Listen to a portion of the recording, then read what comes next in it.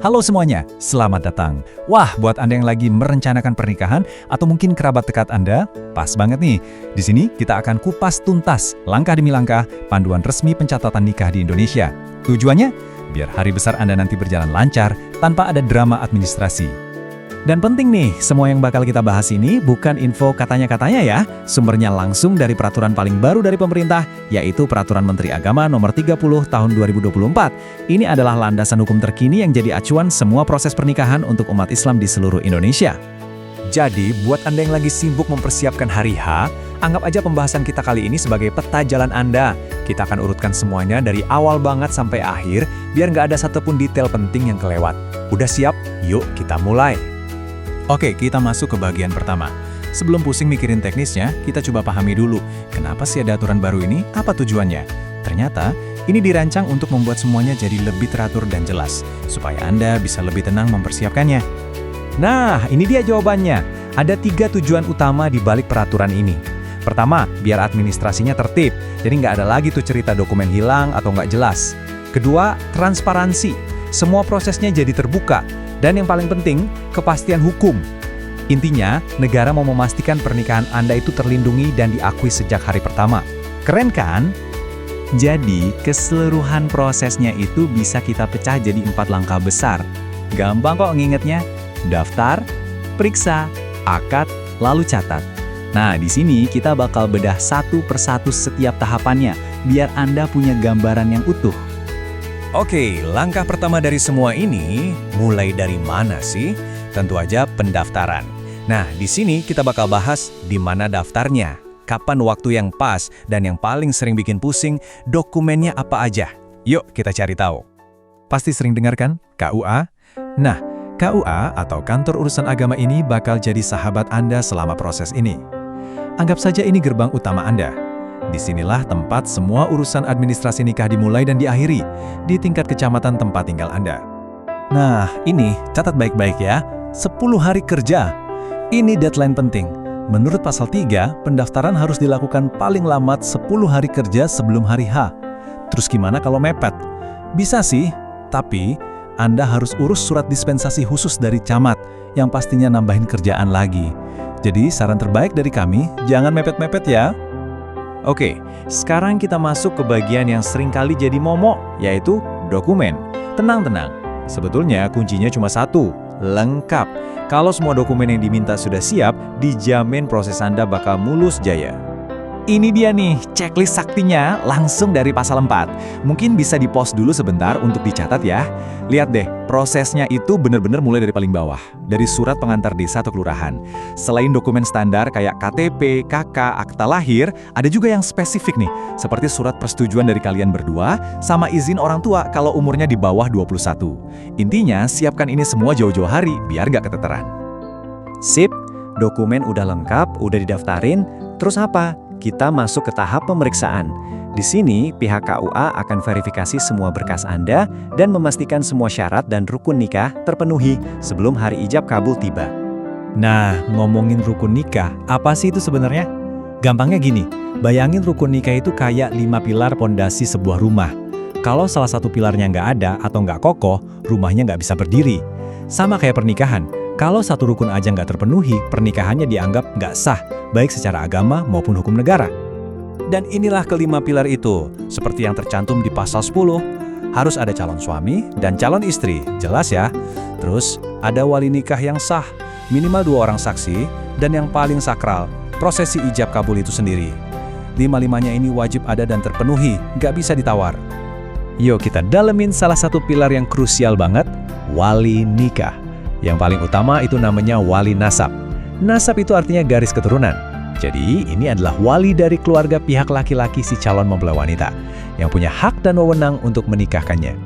Nah, urutannya itu nggak bisa sembarangan loh.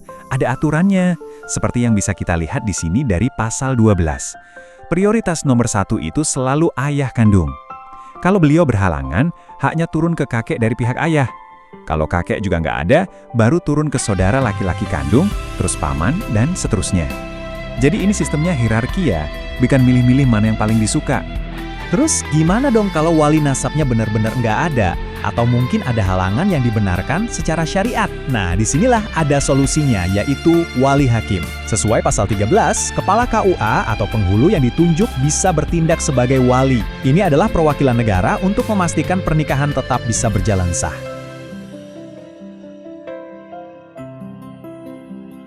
Terus, gimana kalau kasusnya beda? Misalnya Anda kerja di luar negeri dan mau nikah sama sesama WNI di sana. Atau mungkin nikahnya sama warga negara asing. Nah, jangan khawatir. Aturan baru ini juga punya jawaban yang detail banget buat kondisi seperti itu. Nanti, pas Anda baca peraturannya, Anda bakal nemuin frasa Latin yang kedengerannya serem banget nih. Mutatis mutandis. Rumit banget kan kelihatannya? Tenang-tenang. Saya akan jelasin artinya dalam satu kalimat simpel dan ini bakal bikin semuanya jadi masuk akal. Jadi mutatis mutandis itu intinya aturan buat nikah di dalam negeri ya berlaku juga di luar negeri, tapi dengan perubahan seperlunya. Contoh gampangnya, surat pengantar dari kelurahan itu diganti jadi surat keterangan dari KBRI. Simpel kan? Prinsipnya sama persis. Ini ringkasan prosesnya. Daftarnya bisa lewat perwakilan RI atau SIMKah. Tapi, tolong banget ingat langkah terakhir ini ya, ini super penting. Kalau pernikahan Anda sudah dicatat oleh negara setempat, Anda wajib laporin ke perwakilan RI, dan setelah pulang ke Indonesia, daftarkan lagi di KUA. Batasnya maksimal 1 tahun ya.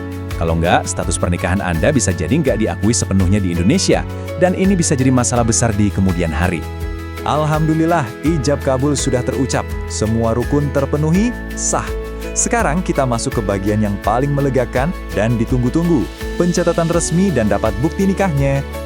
Ini poin yang penting banget buat dipahami. Secara hukum, pernikahan Anda itu resmi tercatat di detik akta nikah ditandatangani. Jadi, sesaat setelah ijab kabul, semua pihak, kedua mempelai, wali, para saksi dan petugas pencatat nikah langsung tanda tangan. Nah, di momen itulah pernikahan Anda sah di mata negara. Sekarang, biar nggak bingung, ada beberapa dokumen bukti nikah. Yang pertama dan paling utama itu namanya akta nikah. Anggap aja ini kayak akta kelahirannya pernikahan kalian. Dokumen aslinya ini disimpan permanen di KUA sebagai arsip negara. Jadi yang ini nggak kita bawa pulang ya. Lalu yang kita bawa pulang apa dong? Nah, ini dia, buku nikah. Ini adalah kutipan resmi dari akta nikah tadi. Buku inilah yang jadi bukti sah pernikahan Anda yang akan Anda gunakan untuk segala macam urusan administrasi ke depannya, seperti buat akta anak, dan lain-lain. Dan karena zaman sudah makin canggih, sekarang ada juga yang namanya kartu nikah. Ini pada dasarnya adalah versi digital dari bukti nikah Anda. Bentuknya praktis, kayak KTP, jadi lebih gampang dibawa-bawa kalau sewaktu-waktu dibutuhkan. Ternyata, layanan KUA itu nggak cuma buat daftar nikah baru aja loh. Dalam perjalanan hidup kan, ada situasi-situasi lain yang mungkin terjadi. Misalnya rujuk, atau sekedar butuh ngurus dokumen. Nah, mari kita lihat gimana aturan baru ini mencakup semua layanan komprehensif tersebut. Pertama, ada rujuk. Buat pasangan yang mungkin pernah melewati masa sulit tapi ingin bersatu kembali, aturan baru ini menyediakan jalan yang resmi dan terhormat. Jadi, ini bukan sekedar janji lisan, tapi sebuah ikrar yang diucapkan di depan pejabat, supaya apa? Supaya hak kedua belah pihak terlindungi lagi secara hukum. Selanjutnya, isbat nikah. Wah, layanan ini benar-benar jadi angin segar buat banyak pasangan yang di masa lalu mungkin nikahnya cuma secara agama aja, tanpa tercatat negara. Isbat ini ngasih jalan hukum buat mereka mendapatkan pengakuan negara.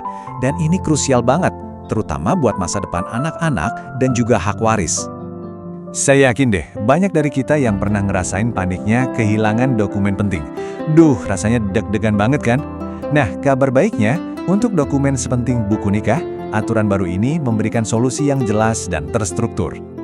Jadi, apa yang harus Anda lakukan kalau amit-amit ya, buku nikah Anda hilang atau rusak? Tenang, jangan panik, solusinya ada kok. Dan prosesnya nggak serumit yang Anda bayangkan. Gampang banget, cukup ikuti 3 langkah mudah ini.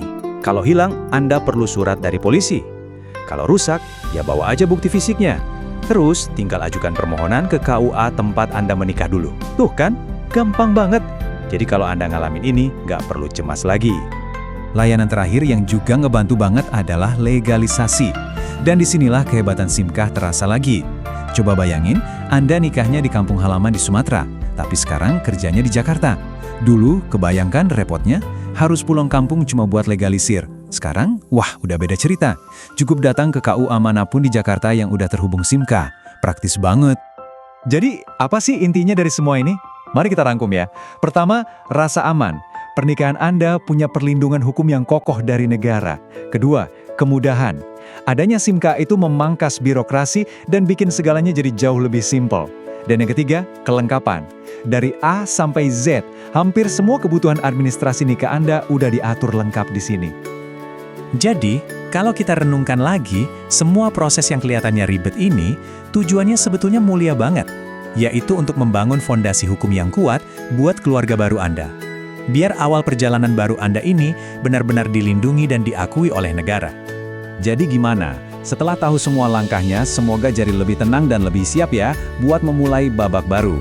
Ingat, memahami proses yang jelas seperti ini adalah langkah pertama yang paling penting untuk meraih ketenangan dalam memulai perjalanan hidup bersama. Selamat menempuh hidup baru dan semoga semuanya dilancarkan.